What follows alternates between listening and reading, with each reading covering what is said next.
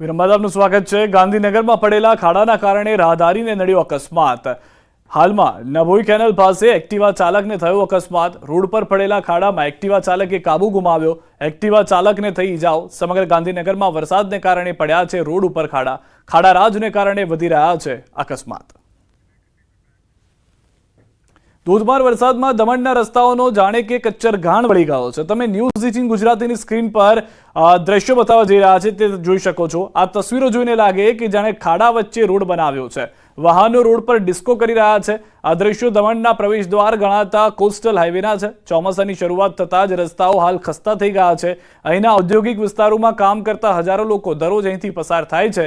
ચોમાસામાં આ મસમોટા ખાડામાં વરસાદી પાણી ભરાય છે, જેના કારણે વારંવાર અકસ્માતો સર્જાય છે। અહીંના સ્થાનિક વાહન ચાલકોનું કહેવું છે કે આ સમસ્યા આજની નથી પરંતુ વર્ષોથી છે। કોઈ પણ પાર્ટીની સરકાર હોય, અહીંના રસ્તાઓનું ક્યારેય કામ થયું નથી। कोस्टल हाईवे की हालत तो सबसे खराब है सर। सब पहले से भी था, अभी भी है। कभी भी यहाँ पे काम नहीं हो पाया। चाहे बीजेपी की सरकार रही हो, खोद तो दिए लेकिन काम की गति बहुत धीमी है। इतने रास्ते ख़राब है, बारिश होती है तो यहाँ पे पता ही नहीं चलता है कि खड्डे किधर हैं। बिल्कुल के सारे रास्ते एकदम एक जैसे दिखते हैं, पानी भरे होते हैं। कितनी बार तो गाड़ी की पंचर हो जाती है गाड़ियाँ। कयो खाड़ो केटलो ऊंडो छे अत्यारे ए कई ख्याल आवे एवुं नथी। एक टूरिस्ट तरीके मारी एवी गणतरी छे कि जेम सत्वरे आ खाड़ा पूराई जाय અને રસ્તો રિપેર થઈ જાય એવી અમને આશા છે નગરપાલિકા। हाँ, एवं रंग साइड जावा पड़े कि रस्ता एटला बड़ा खराब है कि खबर नहीं पड़ती। यानी रंग साइड जाते ती बाजू एक्सिडेंट थाना चांसेस घणा है। जेना करता आ रस्ता जो बनी जाए तो सरकार पासे मांग खरी है। 5-7 વર્ષથી દમણ દીવના તમામ રસ્તાઓ ખોદી ખાદીને છોડી દેવાયા છે। દુઃખદ અને દુર્ભાગ્યપૂર્ણ તો એ પણ છે કે આ રસ્તાઓનું કોઈ મેન્ટેનન્સ કે સમારકામ પણ કરવામાં આવી રહ્યું નથી। બોરસદ તાલુકામાં 14 ઇંચ વરસાદ બાદ અલરસા ગામથી અસોદરને જોડતું નાળું તૂટી ગયું છે, જેનાથી વાહન ચાલકો મુશ્કેલીમાં મુકાઈ ગયા છે। સિસવા વડેલી ગામના રસ્તા પર મોટા મોટા ખાડા પડી ગયા છે। વાસદ ટોલ પ્લાઝાથી બગોદરા અને સોમનાથ સુધી જોડતા હાઈવે પર રસ્તો અતિ બિસ્માર બની જતા વાહન ચાલકોમાં રોષ જોવા મળી રહ્યો છે। વાસદ રેલવે ક્રોસિંગ પાસે મોટા ખાડામાંથી પસાર થતા વાહન ચાલકોને ભારે હાલાકી થઈ રહી છે। તંત્રથી વહેલી તકે ખાડાઓ પૂરીને રસ્તાઓનું સમારકામ કરે તેવી માંગ ઉઠી છે। 14 ઇંચ વરસાદ પડ્યો હતો, તેમાં અલારસા ગામમાં એક નારું બેસી જવાથી આ વાહનોને આવતા જતા બહુ તકલીફ પડે છે। વહેલી તકે નારું બનાવે અને વાહન વ્યવહાર ચાલુ થઈ જાય। બોરસદમાં 4-5 દિવસ પહેલાં જે 14 ઇંચ વરસાદ થયો તેના કારણે અલારસાનું નારું બેસી ગયું છે, એટલે વાહન વ્યવહાર બંધ કરેલો છે, તો અવર જવરમાં ઘણી તકલીફ પડે છે। અમારી અપેક્ષા એવી છે કે વહેલી તકે નારું ચાલુ થાય અને વાહન વ્યવહાર શરૂ થાય। આમાં દિવસના કેટલા એક્સિડન્ટ થાય છે, કેટલા લોકો બાઇક લઈને પડી જાય છે। અમે પણ ડેલી અપડાઉન વાળા જ છે। સંયુક્ત રેલવેની સંયુક્ત જવાબદારી છે અને નેશનલ હાઈવે વાળાની સંયુક્ત જવાબદારી છે। એ લોકો કંઈ પગલાં ઉઠાવતા નથી, તો તંત્ર જાગૃત બને અને સરકાર જાગૃત બને એ માટે અપીલ કરીએ છીએ। 14 ઇંચ વરસાદ પડ્યો, 24 તારીખે જુલાઈ, બરોબર। એ કોઈ કોન્ટ્રાક્ટરો કપચી બપચી નાખી સરકારના પૈસા ખાઈ જાય, પણ હમું કરાયું નહીં, બધા રોડ તૂટી ગયા। વાસદથી આપણે સોમનાથ લગીનો જે નેશનલ હાઈવે છે ત્યાં લગીની અમારી આ મોંઘી મોંઘી ગાડીઓમાં જમ્પર આટલા બધા ટોલ ટેક્સ લે છે મોંઘા, તો અમારી ગાડીઓમાં જમ્પર ને બધાને સમસ્યા થાય છે। તો અમારી નેશનલ ત્યાં આગળ કોર્પોરેશન નેશનલ હાઈવે માટે એક જ રિક્વેસ્ટ છે કે તેમના રોડને આટલા બધા ટોલ ટેક્સ લેવા છતાં પણ તેમની કામગીરી સારી ના હોય તો ટોલ ટેક્સ લેવા બંધ કરી દેવા જોઈએ, કાં તો પછી એક ટોલ ટેક્સ લે છે તો સારા કામ કરી અને રસ્તાને સરખા કરવા વિનંતી છે। ખાડા એટલા મોટા થઈ ગયા છે જેને કારણે અમારી ગાડીઓ નુકસાન થાય છે, જમ્પરમાં તકલીફ થઈ જાય છે, આગળ જતા રહીએ તો ટાયર ફસાઈ જાય છે, એવી ઘણી બધી તકલીફ થાય છે। બોરસદ તાલુકાનું અલારસા ગામ, અલારસા આંકલાવ અને આસોદરને જોડતું આ એક નાળું છે। ચોક્કસ દ્રશ્યમાં બતાવવા માંગીશ કે આ નાળું તૂટી ગયું છે, જેના કારણે વાહન વ્યવહાર બંધ કરવામાં આવ્યો છે। લોકોની અવર જવર પર અહીંયા કાયદેસરના બોર્ડ મૂકવામાં આવ્યા છે કે વાહન વ્યવહાર બંધ છે। ત્યારે આ જે પ્રશ્ન ચોક્કસ થાય કે બોરસદનું જે માર્ગ મકાનનું ગ્રામ્ય વિભાગ છે એની કામગીરી સામે ચોક્કસ પ્રશ્નો ઊભા થયા છે।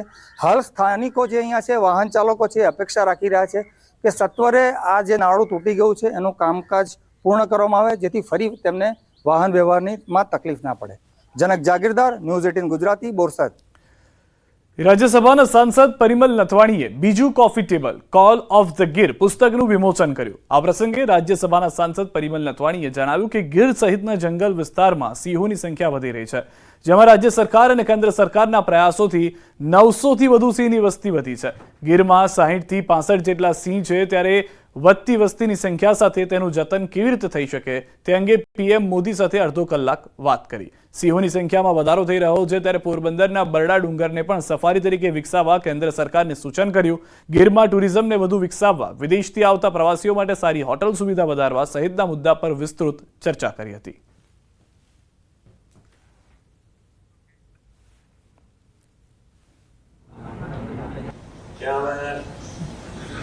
સરકારમાં બધાની સાથે, ગુજરાતમાં, દિલ્હીમાં બધા સાથે મેં વાત કરી છે કે આપણે ત્યાં એની નવી સફારી બની શકે.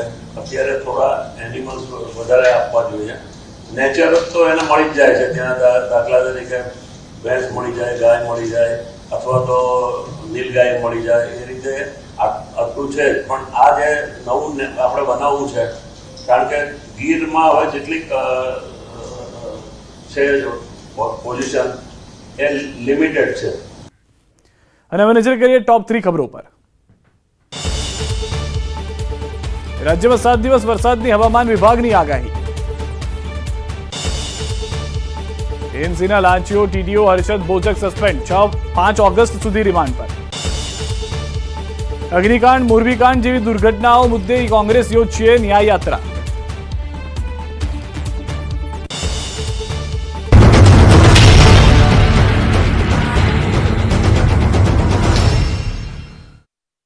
પ્રકૃતિ તેના માલિકને પણ ઉપાડી લીધો. ચાલુ વાહને પણ માથાકૂટ ચાલતી હતી, પરંતુ ટ્રાફિક પોલીસના ક્રેન કર્મી માનવા તૈયાર જ ન હતો.